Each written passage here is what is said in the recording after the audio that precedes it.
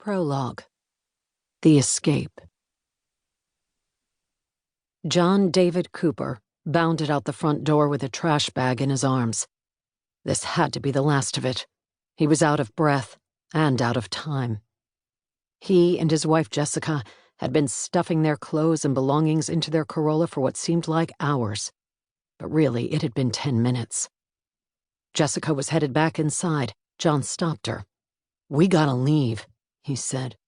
"But we still have more things." "We can get them later." She shook her head. She knew that wasn't true. Once they left, that was it. But if they stayed, they'd lose even more. "One more trip just to make sure. I won't take long," she said. She broke into a run, down the hallway and into the bedroom. John sighed. Stay calm, he thought. He checked his watch. The Wednesday night church service had just started. In only a matter of minutes, they'd realized John and Jessica weren't there. "Come on," he muttered. The tree-lined street was utterly quiet, the picture of American middle-class prosperity. John and Jessica shared a tidy home with Jessica's parents and sister, in a neighborhood of respectable 1- and 2-story dwellings filled with other Word of Faith Fellowship members. Everyone kept an eye on their neighbors. No one went anywhere or talked to anyone new without someone taking note.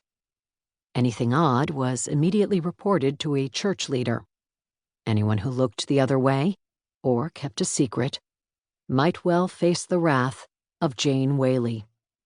She was God's anointed, a prophet, the spiritual leader of Word of Faith Fellowship. John and Jessica had planned this day for months, down to the very last detail. It had to be on a Wednesday or Sunday night, when everybody was in church for the 6:30 p.m. service. The house was 10 minutes from the church's 35-acre compound. They'd told Jessica's mom and dad, Randy and Cynthia Fields, they were heading out to gas up the car before church, just in case they wondered why they were leaving early. They left the house at 6:10 p.m. At the BP station, they filled the tank. At 6:25 p.m., they returned to the house, parked at the side door, and started loading up their things. At 6:30 p.m. on Wednesday, everyone, including any stragglers, would be in the sanctuary, starting the first praise choruses. They had only 10 minutes to grab everything and get out. Once church members realized they weren't there, the Word of Faith's security team would come looking for them.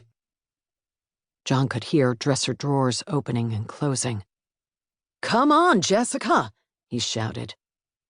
The car was stuffed. He opened a rear door and jammed his bag inside.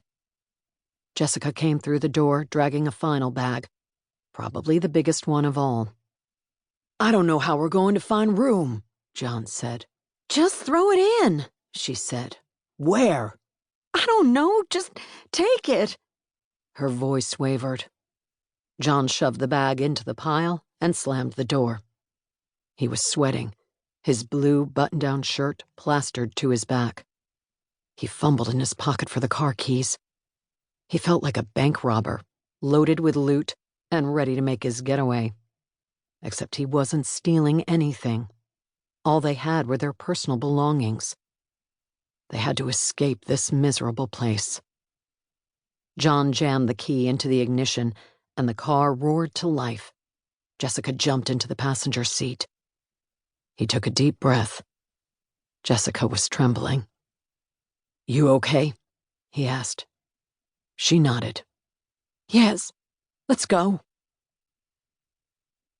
John was 18 months old when his parents joined Word of Faith Fellowship, an independent evangelical Christian church in tiny Spindale, North Carolina.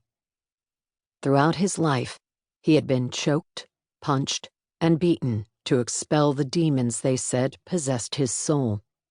He had been publicly humiliated by Jane Whaley from the pulpit, and harangued for long hours by ministers and congregants in a discipline they called blasting. He was isolated from the outside world, forbidden television, radio, newspapers.